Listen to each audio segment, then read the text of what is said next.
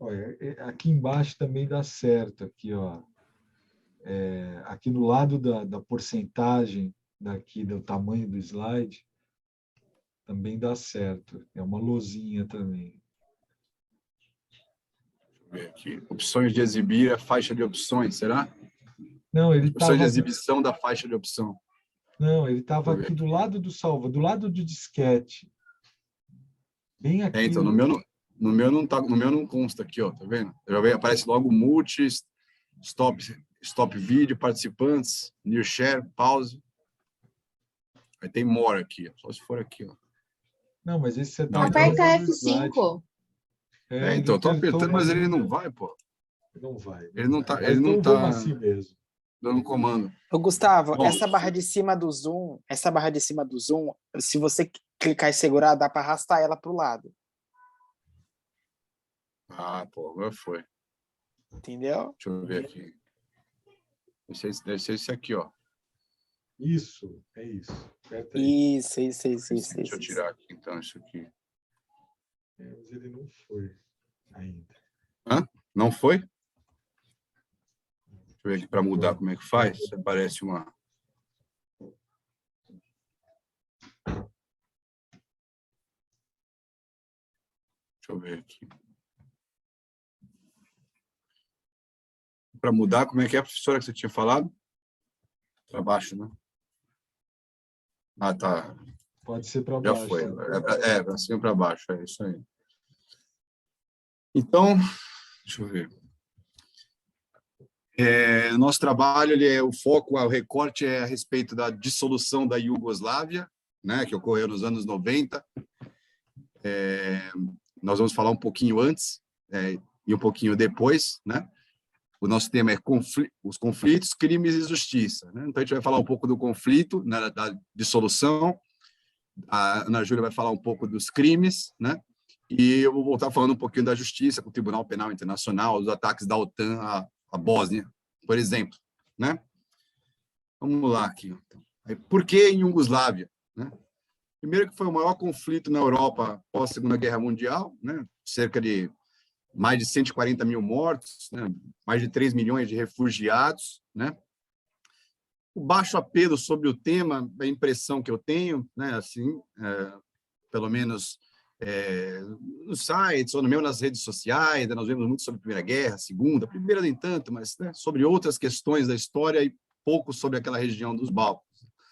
Fora da grade curricular, pelo menos da minha, ficou fora, né? Eu me lembro não lembro até quem chegou, mas Guerra do Vietnã, mais ou menos, né? E parou um pouco por aí, ou talvez a redemocratização do Brasil, mas nada de Guerra do Golfo, nem a dissolução da Iugoslávia. Bom, é muita matéria, né? A gente sabe, né, que a história é muito grande, mesmo para 3 anos talvez seja insuficiente para, né, abordar toda a matéria. Mas foi muito por causa disso. E por uma questão, um gosto pessoal mesmo, né? Estudar bastante sobre a Europa, né, sobre a formação dos Estados, e Primeira, Segunda Guerra, Guerra Fria, né, da área contemporânea em geral. E então, um tema que eu tenho uma simpatia, que vai ser a nossa Jana Júlia também gostou. Uma explicação rápida, né, que é o mapa da Iugoslávia antes da dissolução, né, com sete que são países hoje, né, que é de baixo para cima, a Eslovênia, Croácia, Bósnia e Herzegovina, Sérvia, Montenegro e Macedônia. E o Kosovo, que está registrado, foi uma província que vai ser autônoma ao final do caos, por assim dizer. A Iugoslávia é um país que ficou na Península Balcânica, né, que é colado aqui no Mar Adriático, como a gente vai, né, tem a Península Itálica colado, e aqui embaixo, descendo em direção à Grécia, onde era a Iugoslávia, cercado pela Áustria, pela Hungria, pela Romênia, pela Bulgária, né. Iugoslavo, né, nas minhas pesquisas, seriam equivalente a eslavos, se referia a eslavos do sul, né, ou eslavos meridionais, né. Deixa eu ver. Bom, rapidamente, antes, o mapa do Império Romano dividido aqui no 395, né, próximo à extinção, né, um século depois, então já estava dividido ao meio, o Império Romano do Oriente à direita, tomando toda a Península Balcânica, né, sobre o jugo de Constantinopla, no Império Bizantino, né, e como nós sabemos, a Igreja Ortodoxa, né, ela foi fundada por Constantinopla, né, então teve forte influência aí na região e na população, apesar de fazer bastante tempo, né? E nós sabemos que o Império Romano do Oriente ele durou 1000 anos, né? Só caiu em 1453, quando os turcos otomanos tomaram Constantinopla, né? E extinguiu o Império Bizantino. Gustavo, Aqui não está já passando justamente... slide, viu? Só desculpa Não? te interromper. Não, está parado no Ué, eu primeiro slide ainda. Tá Poxa, eu parado estou no, passando os slides aqui, pô. Deixa eu ver. tá Deixa eu tirar parado no aqui para primeiro aparecer. slide ainda. E agora? Dá para ver? Agora passou Mudou? para o segundo, Agora mudou para o Então, deixa eu segundo. fazer dessa forma, Maurício. Não tem problema. Pode ser? Isso, Dá para isso. ver? Agora Então, foi para o segundo. como eu falei, porque a Iugoslávia, né, o maior conflito da Europa na Segunda Guerra Mundial, como eu tinha falado, baixo apelo sobre o tema e fora da grade curricular, pelo menos quando eu fiz o curso, e um gosto particular por esse assunto. E aí, aqui em cima, né, ó, mostrando que a Iugoslávia foi um país que ficava na região dos Balcãs, né, e que o iugoslavo seria o equivalente a eslavos do sul ou eslavos meridionais, né, povo eslavo. Em cima, aqui, ó, então, como eu mostrei, o Império Romano dividido, né, em 395, mostrando a influência da igreja, certamente da igreja ortodoxa, que era iniciante, né? A gente sabe que o Império Bizantino, 330, alguma coisa do tipo, né, que começou, né, a realmente existir. O Império Bizantino, acho que 395 mesmo nessa data. Eu só botei para mostrar a influência ortodoxa, né, que vai ficar latente até os tempos de hoje, né? O Império, como eu falei, o Império Romano do Oriente, ele caiu em 1453, se eu não me engano.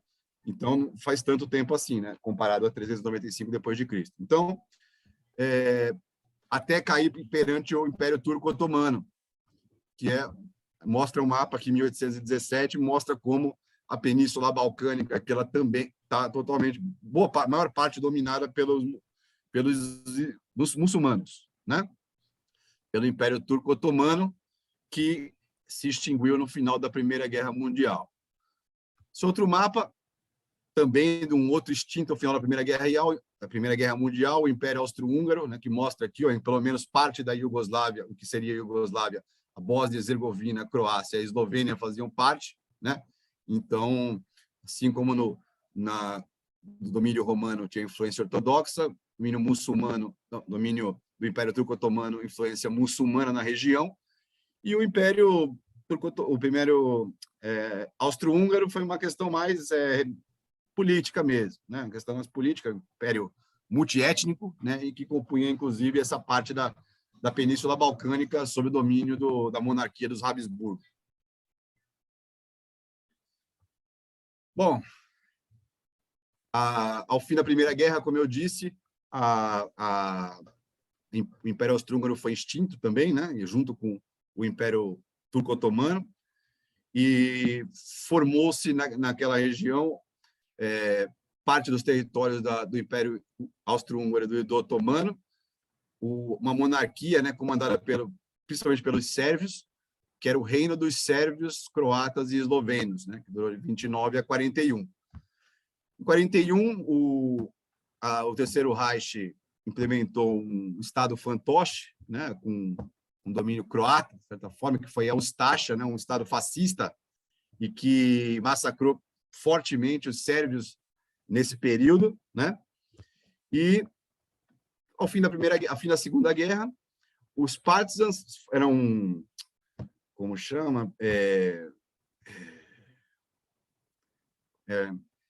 eram combatentes, eu esqueci, da resistência, era um movimento de resistência comunista, né? De certa forma, que combateu e conseguiu expulsar os nazistas praticamente sem nenhuma ajuda da União Soviética no final da Segunda Guerra Mundial, e que tinha como seu principal líder o Marechal Joseph Broz Tito, né? Ele comandou, né, com força, né, durante todo esse período, né, pelo menos fundando a República Socialista Federativa da Iugoslávia, né, que durou mais ou menos de 53 até a morte dele em 1980, né? Essa região dos Balcãs, ela tem essa rivalidade entre essas etnias, essas disputas, diferenças étnicas já de muito tempo, né? Como a gente sabe, por questões étnicas e religiosas, né? Apesar de serem eslavos, tem as suas diferenças, né? E na questão religiosa também, né? Como a gente viu, o domínio muçulmano, né? Parte de cidadãos que compunham a Iugoslávia eram muçulmanos, né? Parte era ortodoxo e parte católico, principalmente na Croácia, né? Deixa eu ver. Então, como eu disse, ainda não disse, o Marechal Tito, ele conseguiu, de certa forma, reprimir essas diferenças por esse período, né? Por ser muito popular e também governar com força, né? E apesar de ser um regime socialista, ele fazia parte dos países não alinhados, né? Ou seja, não faziam parte do Pacto de Varsóvia com a União Soviética, né? E, bom, o que importa para a gente é que ele conseguiu, bem ou mal, deixar meio que adormecido, né? Ou, por assim dizer, esses conflitos étnicos e religiosos dentro da Iugoslávia durante esse período, né? Vamos lá. Diferenças étnicas e religiosas e de nacionalismo eram suprimidas com sucesso graças à figura do Marechal Joseph Broz Tito, líder do país da Segunda Guerra e herói nacional, né? Fazia parte dos movimentos não alinhados, como eu disse. Bom, nosso Tito morre em 1980 e o sentimento nacionalista que reprimido durante todo esse período começa a se reaflorar com mais força novamente, considerando também a desintegração da União Soviética, que vinha no período, né, e que terminou influenciando bastante com a desintegração de outros países socialistas ali na região, ou colados na região, inclusive os da Cortina de Ferro, né? Esse é o nosso doce Slobodan Milošević, presidente da Sérvia, que assumiu pouco tempo depois da morte do presidente. Ele foi eleito em 89, né, 9 anos depois, né? Eu não peguei esse gap, né? Mas o que importa mesmo, até porque é rápida a aula, foi eleito em 89 como presidente da Iugoslávia, né? Era um sérvio, né? E ele, assim como boa parte do sua correligionários, por assim dizer, tinha essa ideia da Grande Sérvia. A Grande Sérvia seria a ideia de um Estado que fosse composto por pessoas sérvias, né? por cidadãos sérvios, mesmo que tivesse dentro de outros territórios. Por exemplo, vou explicar. Deixa eu passar. A Eslovênia, a Croácia e a Bósnia, principalmente, né? Como eu falei, tinha esses movimentos nacionalistas e de ideias de independência, né? Até por causa de todas as diferenças que eu citei agora há pouco. A Eslovênia foi a primeira a buscar a independência dela. No referendo de 91, ela se autoproclamou independente da Iugoslávia, né? E não tinha tantos sérvios dentro da Iugoslávia, dentro da Eslovênia morando, né? Não viviam lá. Já na Croácia, bom, né? Só voltando na Eslovênia, teve um conflito rápido de 10 dias, mais ou menos, mas aí as tropas sérvias viram que não tinham o que fazer e talvez não achassem a Eslovênia tão importante para continuar fazendo parte, até porque não tinham tantos cidadãos sérvios morando na Eslovênia, voltaram-se para a Croácia, né? Já vinha com esses movimentos também de separatistas, assim como os outros dentro da Iugoslávia, né? Então, existiam mais sérvios dentro da Croácia, né? Talvez possa ficar um pouco difícil de compreender, mas tem a Sérvia, onde tem os seus cidadãos sérvios que moram lá mesmo, mas tem gente de descendência sérvia que moram nesses países, né? Viriam a ser novos países. Assim como, mal comparando, nordestinos que moram em São Paulo, aqui no estado de São Paulo, né? De qualquer forma, a ideia da Grande Sérvia era ou manter a Iugoslávia no mesmo formato, não queria a separação de nenhuma desses que viriam a ser novos países, ou formar um novo Estado em que fosse composto por essas pessoas sérvias, de etnia sérvia, que estavam dentro da Croácia e dentro da Bósnia e Herzegovina, principalmente, né? Então, é isso. Então, passando, a Bósnia nós temos os bosníacos, né? Os bosníacos é uma etnia própria da região, né? Cerca de 3 milhões de pessoas, né? Convertidos ao Islã, em sua maioria, devido ao domínio turco-otomano na região por esse período, né? E que também buscavam a sua independência, né? Também, assim como os outros, Eslovênia e Croácia, também buscavam a sua independência. Em 91, meio de 91, a Eslovênia declarou, em 92, a Croácia e a Bósnia também. Mas isso acarretou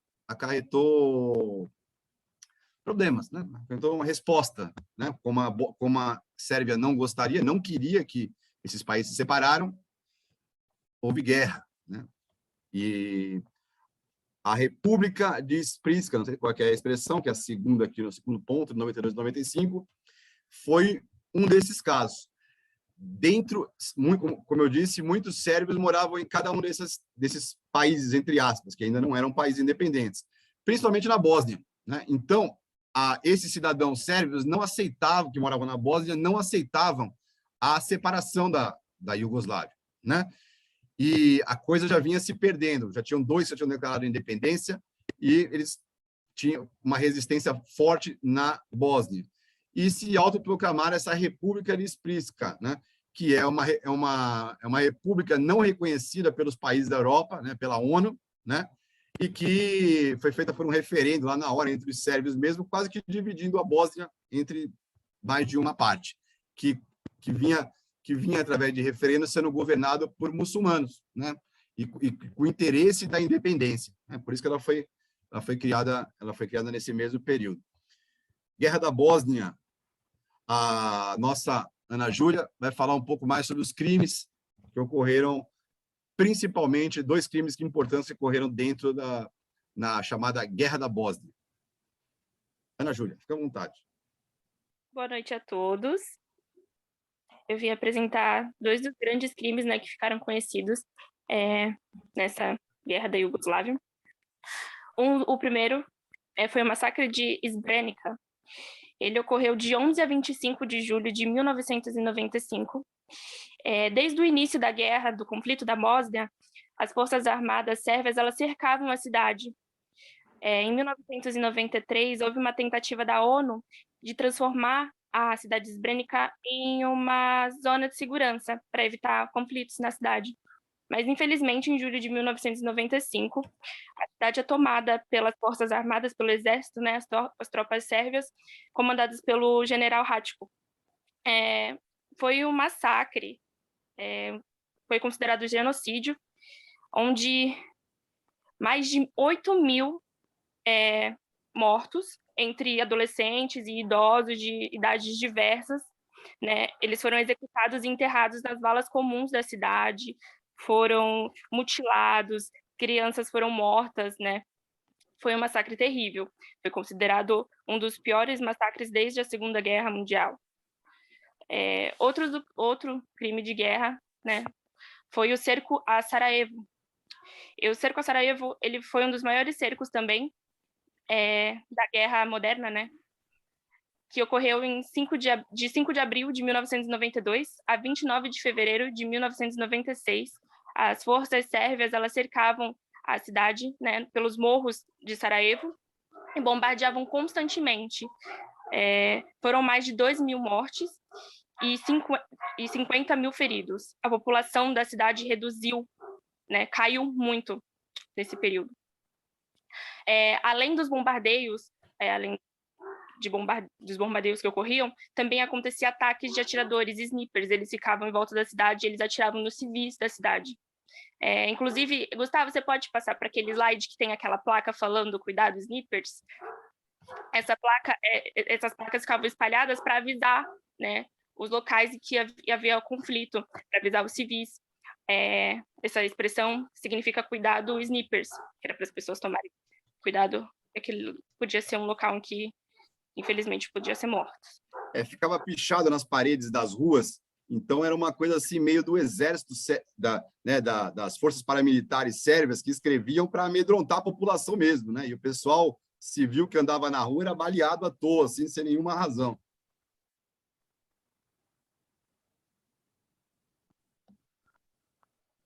Pode passar para os próximos slides, por favor, Gustavo. Então, aí eu só mostrei essa foto, né? Mostra, pode falar, vai falando. Sendo incendiado, né, em um dos bombardeios a Sarajevo. Deixa eu ver se a Petra falou alguma coisa. Esse é o rapaz que você falou, né? E o general Ratko e o político Radovan, que apoiava a Grande Sérvia. Pois é, então é isso. O nosso, como a gente sabe, esse nosso Radovan Karadzic, que foi preso em 2008 só, ele era um sérvio bósnio, né? Então é meio confuso, às vezes ele era um sérvio que morava na Bósnia, né? Ou nascido na Bósnia e criado na Bósnia, né? Mas de descendência sérvia.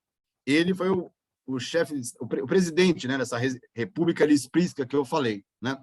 E esse outro lado é o general das forças dos sérvios bósnios, né, do exército sérvio bósnio, que fez limpeza étnica, claro. E por essa razão é que houve intervenção, né? Houve intervenção da OTAN.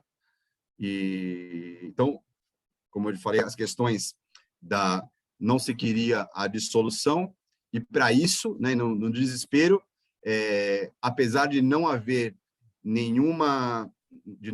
provas, né, ou talvez hoje exista, mas a princípio não existia provas de que o exército da Iugoslávia diretamente fosse o responsável pela limpeza étnica, né? E sim grupos paramilitares, né? Pessoas que pegavam em armas e faziam verdadeiras milícias, né? E que tinham esse espírito no coração da Grande Sérvia, né? E da formação desse Estado que era falado pelo Slobodan Milošević, presidente da Sérvia. Ele propunha isso, ele incentivava, né, a população a esse ódio de certa forma, né? De certa forma não, bem diretamente, né? Ele fazia isso. Então, essas forças paramilitares é que causaram essas limpezas étnicas, né? E, claro, apesar de ter a intenção religiosa também, mas principalmente étnica, para que, no futuro, ou expulsar aqueles que não eram sérvios, né? Seja da Bósnia, no caso, ou da Croácia, depois do Kosovo, a gente vai falar, ou matar, né? Para que só sobrasse sérvios e para que a Grande Sérvia pudesse se concretizar, né? Bom, aqui, isso foi tudo até 92, né? 92, aconteceu toda essa parte em direção à Europa, né? 98, 99, o Kosovo é uma província, né, que fica no sul deixa eu ver se tem algum mapa. Não, eu já mostrei no mapa lá no começo, mas é uma região que fica bem no sul da Sérvia, né?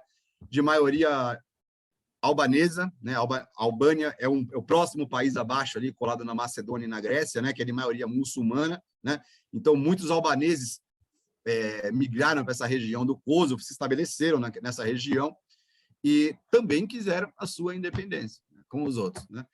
Só que esse lugar, essa região é o coração da Sérvia inicial, medieval. Acho que eu até falo aqui, deixa eu ver. O Kosovo, que era território do Estado sérvio medieval, local da época da Batalha do Kosovo, em 1389, foi conquistada pelo Império Otomano em 1455. Eu não conheço, mas só para ter uma noção de quanto ia ser difícil, mais difícil largar essa região, que era uma região até tradicional, né, deles, né, uma questão até da terra mesmo, né, do apego pela terra. Bom, deixa eu ver aqui. Então no Kosovo é isso. Está terminando, Maurício. Em 1998 99, o conflito entre as forças de segurança sérvias, Iugoslávia, e o Exército de Libertação do Kosovo, que era uma guerrilha formada por integrantes de origem étnica albanesa, como eu disse, que lutava pela independência da província. E aí, depois de junho, de março a junho de 99, teve a guerra entre a Iugoslávia mesmo e a OTAN, a Organização do Tratado do Atlântico Norte. Quando a OTAN atacou alvos iugoslavos, seguiram-se conflitos entre guerrilhas albanesas e as forças sérvias e formou-se um grande número de refugiados. O início da guerra da OTAN contra Belgrado. Após fracassar as negociações de paz sobre o conflito separatista, a OTAN atacou a Iugoslávia em março de 99, dando início à Guerra do Kosovo. a OTAN exigia que Milosevic, Slobodan Milosevic, presidente da Sérvia, aceitasse as bases do acordo de paz, né? A ofensiva começava com ataques a alvos militares, mas a estratégia ampliou ações contra estúdios de televisão, pontes, fábricas e sistemas de eletricidade da Sérvia. Fim da guerra, o Kosovo, que era um território, como eu disse, né, Sérvia medieval. Bom, após 79 dias de bombardeios, né, em julho de 99, os líderes ocidentais e Milosevic chegaram a um acordo para o fim da guerra. As tropas sérvias iriam se retirar e permitir o estacionamento de uma força internacional de paz do Kosovo, né, da ONU. Em 10 de junho, a cúpula militar iugoslava assinou o acordo para encerrar o conflito. Após a entrada das tropas da OTAN no Kosovo, foi instaurado um governo provisório, sob a tutela da ONU, e a maioria dos soldados do exército iugoslavo deixou a província, e ao mesmo tempo em que refugiados de origem albanesa iniciaram o retorno aos territórios, né, lá do Kosovo, porque também tentou-se limpeza étnica, cerca de 200 mil sérvios fugiram de volta para a Sérvia por temerem represália. O Kosovo, né, ele vai conseguir a independência final, né? Antes da independência final, ele virou uma república autônoma ali, né, sob proteção da ONU, e agora, em 2008, ele proclamou a independência. Então, eu só fiz rapidamente para resumir. Aí, temos bombardeios da OTAN, rapidamente. Em 94, o escopo da OTAN na Bósnia aumentou dramaticamente. Aí, um incidente perto da Baía de Luka, que eu não conheço, os caças da OTAN abateram 4 caças sérvios. E essa foi a primeira operação de combate na história da OTAN, né, que foi criada para a questão da polarização com o Pacto de Varsóvia um bom tempo atrás. Depois, na Conferência de Londres, a OTAN planejou uma nova campanha aérea agressiva contra os sérvios bósnios, né? Em 28 de 95, as forças sérvias lançaram um morteiro no mercado de Sarajevo, matando 37 pessoas. O almirante Smith, o comandante da OTAN, recomendou que a OTAN lançasse ataques aéreos de retaliação sob a Operação Força Deliberada, o nome da operação. Em 30 de agosto de 95, a OTAN lançou oficialmente a Operação Força Deliberada, com bombardeio de larga escala aos alvos sérvios. O bombardeio durou 20 de setembro de 95 e os ataques sofreram 338 alvos individuais. Bom, Tribunal Penal Internacional, estabelecido um cumprimento à resolução tal, foi criado com o objetivo de julgar esses crimes acontecidos na guerra da Iugoslávia. O nosso Slobodan Milosevic, presidente da Iugoslávia, foi deposto em 2000, após protesto, a população 79 acusada de crimes de guerra contra a humanidade. Tribunal Penal Tribunal Penal Internacional, Milosevic foi preso e transferido para a Holanda, em Haia, em 2001. No ano seguinte, as acusações contra o ex-presidente sérvio incluíam perseguições por motivos de raça, religião, expulsão de 740 mil pessoas da província do Kosovo e massacres cometidos pelas tropas sérvias na Guerra da Bósnia, onde morreram mais de 200 mil pessoas. Então, aqui mostrando a Sérvia como ela é hoje, né? A província do Kosovo, aqui no sul, ó, é o mapa, né? Então, os países independentes, a Sérvia é isolada sozinha, né? Inclusive com Montenegro, né? Ó, aqui, ó, independência de Montenegro em 2006 também, que também foram os últimos remanescentes, foi Montenegro, se separou da Sérvia. Uma foto da Sérvia, de Belgrado, né? Que é a região maravilhosa essa do litoral do Mar Adriático, né? Da Croácia, própria da Eslovênia, da Bósnia, e aqui no caso da Sérvia, sem saída para o mar, né? Última consideração, atualmente, né, a Eslovênia ela conseguiu, agora em 2021, a presidência da União Europeia, né, foi realmente um grande feito, e só lembrando que também no passado, que a Assembleia Geral das Nações Unidas incorporou a Croácia, a Bósnia e Herzegovina e a Eslovênia como membros da ONU. É isso aí, Maurício, pessoal. Desculpe o tempo tomado. Não, tá ótimo, Gustavo.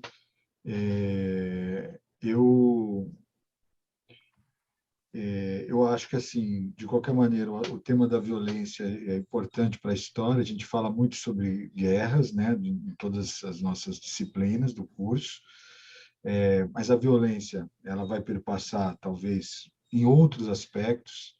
Foi escolhido um assunto de interesse difícil, né? É um assunto difícil, da história bem contemporânea, até do tempo presente, que a gente acaba tendo...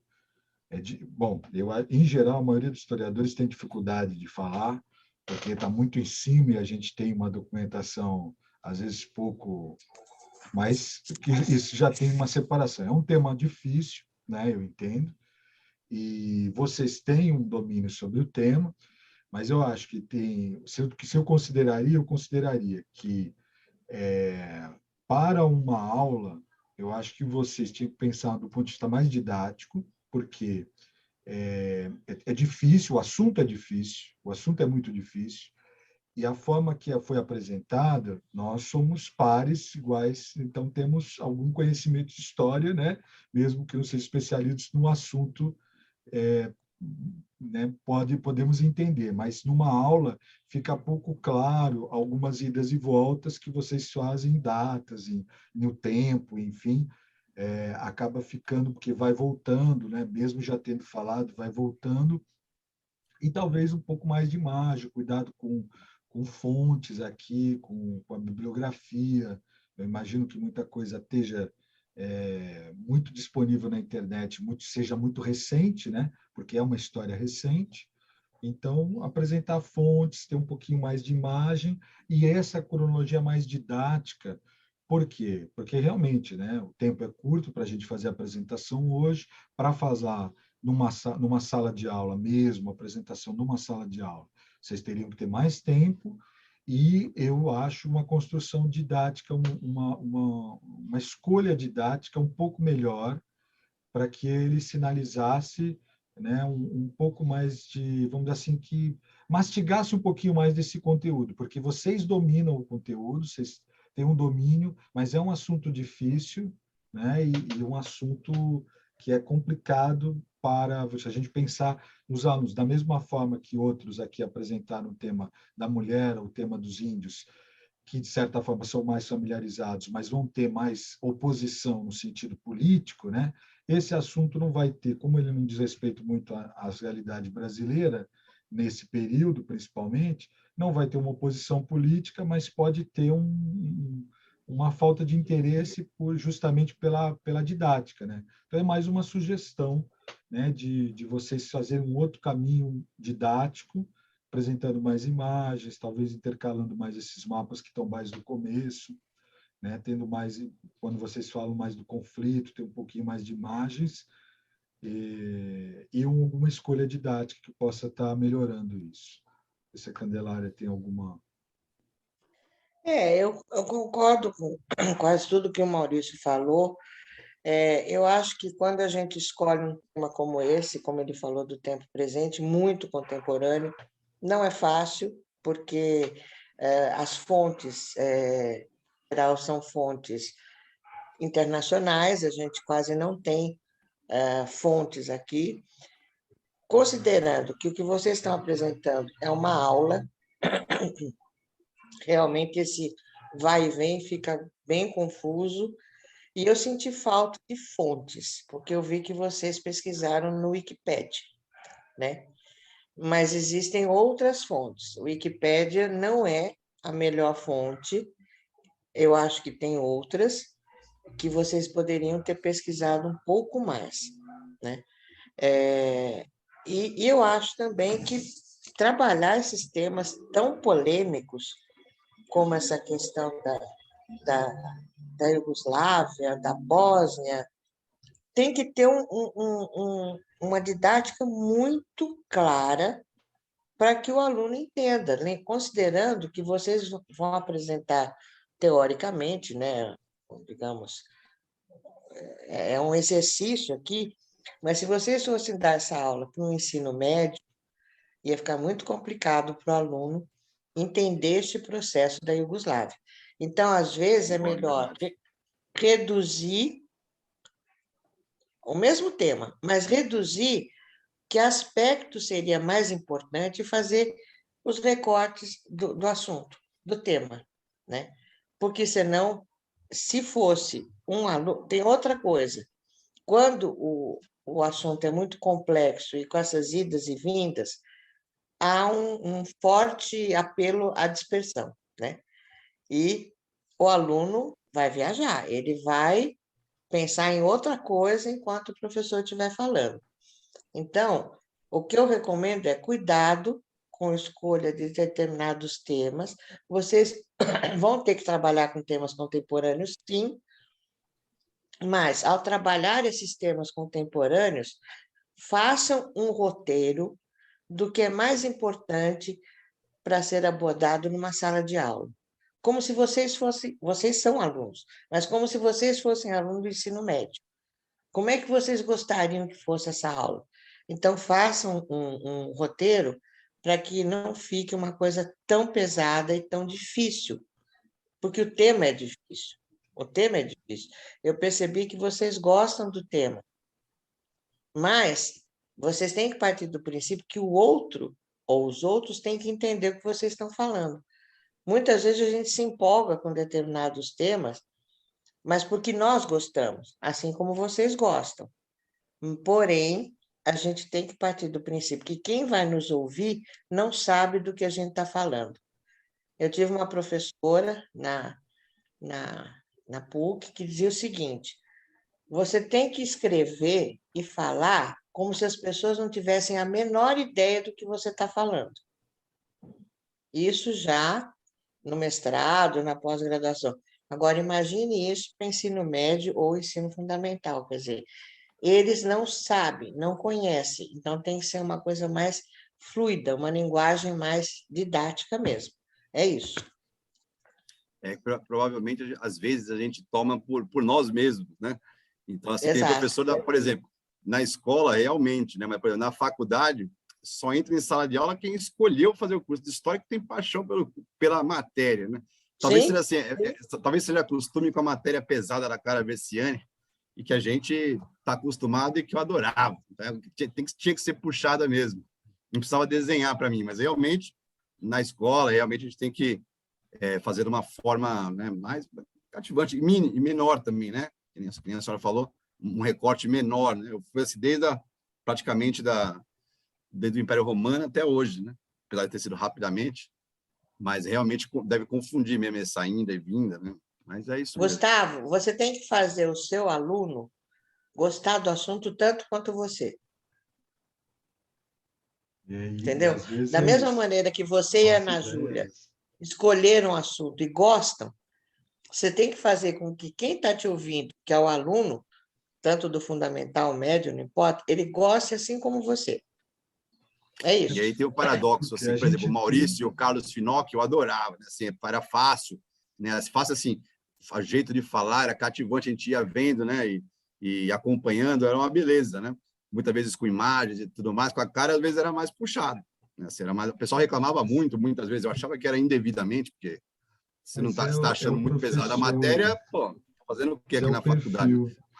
Mas Mas a gente pois tem é, que pensar mesmo porque, né, uma disciplina de estágio para o ensino, né, concordo plenamente com a Candelária, acho que tudo é esse caminho, e a ideia aqui é ser construtivo na crítica para vocês, né, para que vocês tenham, porque com a gente tem certeza. aquele momento, né, que vocês aqui tem muitos jovens, né, então tem aquele momento que você vai para a sala de aula as primeiras vezes, né, e você volta assim aquela aula que ninguém está nem aí porque você está falando, né? E é aquilo, você fez uma escolha que não foi interessante para o aluno. Você não foi interessante aquilo que você escolheu. A forma de apresentar, né? Às vezes nem é o assunto, mas é a forma de apresentar. A gente às vezes tem uma ideia, pressuposto de que tem gente que gosta de matemática, como tem gente que gosta de história. Mas não, é da mesma forma como tudo é histórico, ou seja, as pessoas foram aprendendo a gostar de uma coisa ou de outra, e geralmente é pelo professor. Né? É como o professor vai apresentando, como o professor Exato. vai construindo. Então, a ideia aqui é ser uma crítica, mas uma crítica construtiva para que você realmente, acho que esse é o termo, é que as pessoas gostem deste assunto como você gosta. Da mesma Isso. forma que você Com gosta. certeza. Então, Eu acho muito válido, Exatamente. professores, isso. com Então, certeza. qual é o caminho que eu posso fazer para isso não ficar tão complexo, né? Tão complexo como está aparecendo. Então, acho que a ideia é ser construtivo. Né? Eu pedia só que você deixasse de compartilhar, parasse de clicar no stop ali.